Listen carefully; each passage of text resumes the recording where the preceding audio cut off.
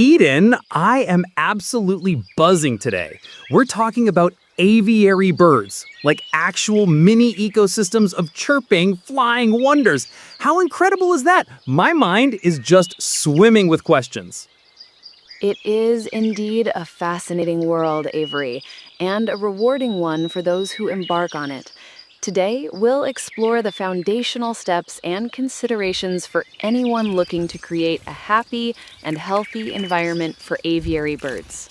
Happy and healthy, yes. So, okay, where do you even begin? Is it like choosing the right aviary first? Or what kinds of birds? Can I just put like any birds in there together? My brain is already on overdrive. Starting with the aviary itself is paramount.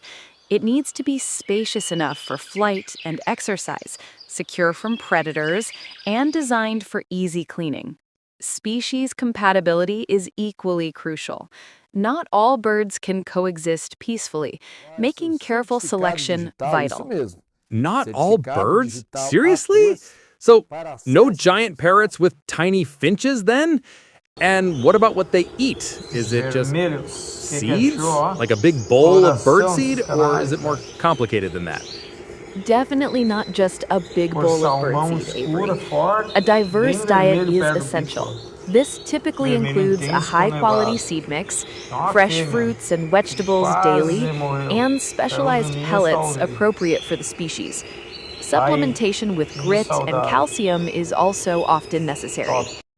Wow, so it's like a gourmet bird restaurant. Fresh fruits and veggies? That's amazing. What's one thing people often forget when they're getting started that, an old pro would never miss? Regular, meticulous observation. An experienced aviculturist knows that daily checks for changes in behavior, appetite, or droppings are the earliest indicators of potential health issues.